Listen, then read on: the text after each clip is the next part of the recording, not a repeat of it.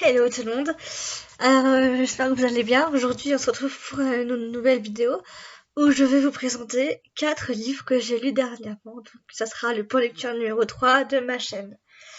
Donc premier livre, Thérapie de Sébastien Fitzek.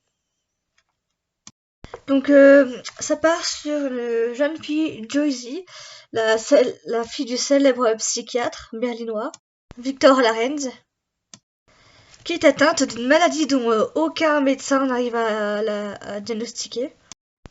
Et un jour, son père va l'emmener chez un autre médecin et elle va disparaître. Donc là, 4 ans ont passé.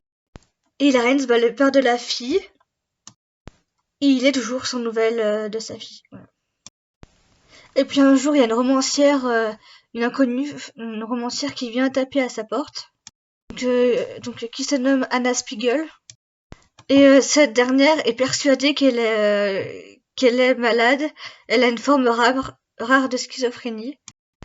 Parce que les personnages de ces récits prennent vie sous ses yeux. Et donc, quand elle va écrire son dernier roman, la romancière là, qui est allée chez le père de la fille disparue. Donc, le dernier roman d'Anna a pour héroïne Anna.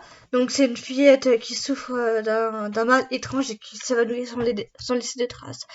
Donc, après, il y a la suite. Donc, il y a le père de la fille qui a disparu qui veut en savoir plus sur l'histoire, qui veut savoir aussi la fin de l'histoire. Et donc voilà, pour ce petit résumé. Moi, il m'a plu, oui. C'était pas un coup de cœur non plus, mais il m'a plu quand même, voilà.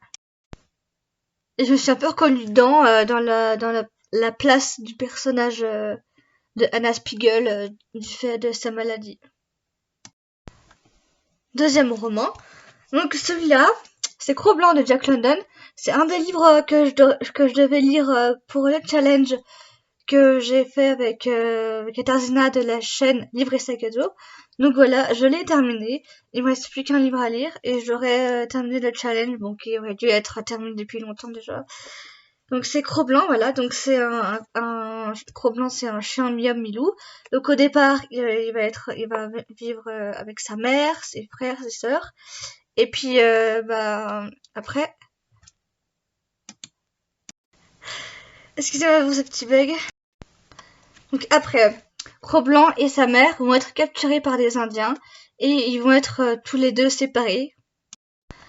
Donc Cro-Blanc va découvrir la cruauté de l'homme, la cruauté de la famine aussi, puis et surtout la loi du plus fort entre les autres chiens, qu'il va y avoir dans le troupeau du musher. Oui, parce qu'en fait ils vont faire des parcours en chien de traîneau. Donc Cro-Blanc, qui était solitaire et plutôt indépendant avant, va devoir apprendre à vivre en meute avec d'autres chiens. Donc personnellement, j'ai vu ce film à la télé, j'ai vu le film, puis j'ai remarqué qu'il y a un passage dans le livre qui se situe vers la fin, qui était tout au début dans le film. Et puis j'avoue que tout début du livre, quand je le lisais, ça m'intéressait pas trop, j'accrochais pas tellement. Et puis en le lisant encore plus, je me suis pas forcée, mais voilà, en continuant tout de même de lire ce livre, il m'a de plus en plus plu et du coup ça allait, j'ai pu le finir et je l'ai beaucoup aimé, oui. Donc c'était, on peut dire, un petit coup de cœur. Troisième livre. Comment voyer seule quand on est petite, blonde et aventureuse de Katia Astafiev.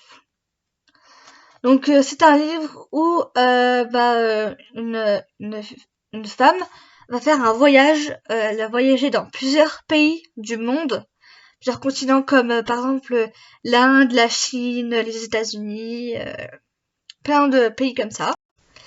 Et dans ce petit roman, elle va raconter ses aventures, ses mésaventures, ce qu'elle y mange dans ces pays, ce qu'elle y vit et les personnes qu'elle y rencontre.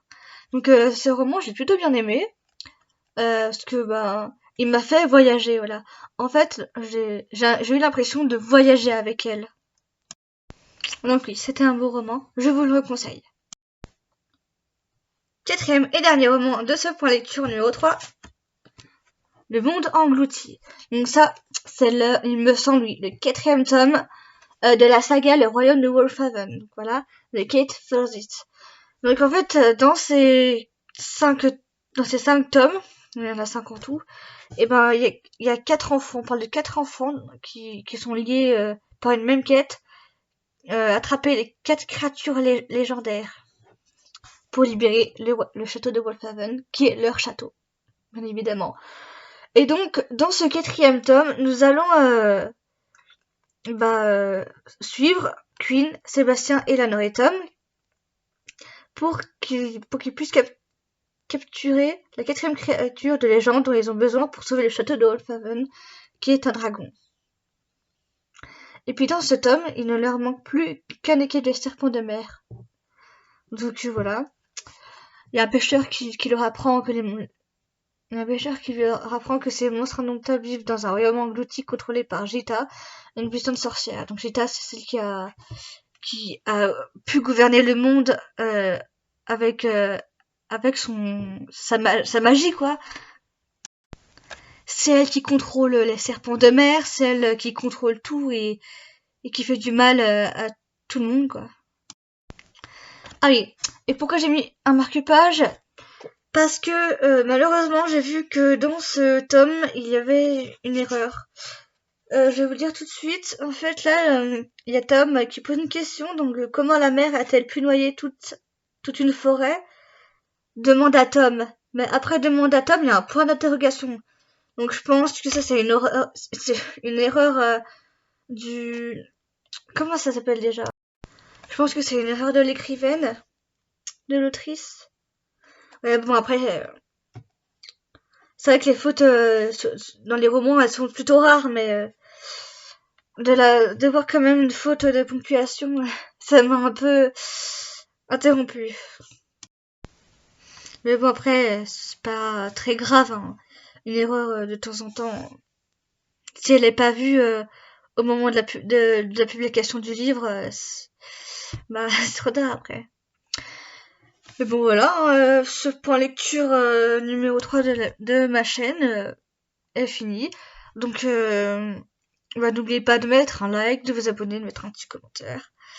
Et sinon, à bientôt pour une prochaine vidéo.